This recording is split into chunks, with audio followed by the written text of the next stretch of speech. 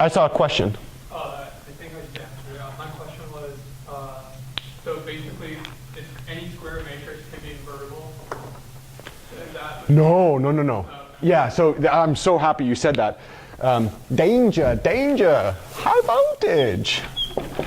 Warning. I'm so proud that you just said that. Not all square matrices are invertible.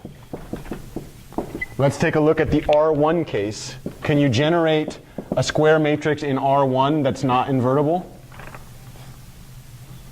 0. Because perhaps I gave you this problem. Please cancel this out for me. Please get this over to the other side in order for me to have a unique solution to that problem. Okay. Let's try R2. There's actually a whole host of them. What's the condition of non-singularity the way I want you to think about it? M equals N, right? Or one of the conditions.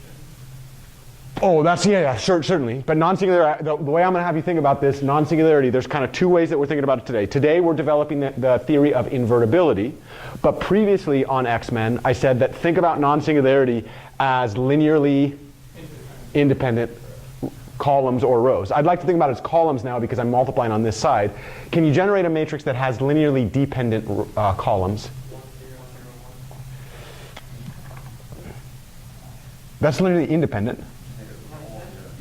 Dependent. 1, 0, 1, 0. Okay, here's a claim for you. Do you remember we were talking about, and I guess I should actually label them like that, right? Do you remember we said that one of the things that we want is 1 to 1 and onto? Can you come up with a vector over here that is in the range but has more than one pre-image?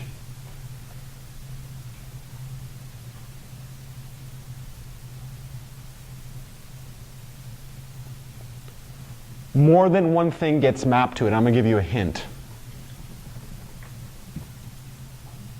1, 0. If I try to solve this problem, how many solutions do I have? Actually, much more than 2, right? What's one solution to this thing? What's one way to get the vector 1, 0 out on the right-hand side? Just literally pick off the first column. What's another way to do this? The other way to do this would be to pick off the second column. Anybody see another one to do it? How about 2 times the first column and negative 1 times the second column? 2, 0 minus 1, 0 is 1, 0. Shall we keep going? No. Yeah. So here's a situation where this thing has linearly dependent columns. We're going to call that thing singular. Singular means that it doesn't have an inverse. There's no way that I can cancel this matrix out to get a unique solution. Not only if this thing does have a solution, not only is the solution non-unique, but there are entire classes of right-hand side vectors that yield no solutions. Can you give me a right-hand side vector for this matrix that has no pre-image? Oh yeah, 2, 2. I was thinking something much easier. 1, I was thinking even easier than that. 0, 1. 0, 0 always has one, right? 0, 0 always has a solution because you could just zero out all the columns. But I was thinking 0, 1. You guys just wanted to give me some flavor, huh?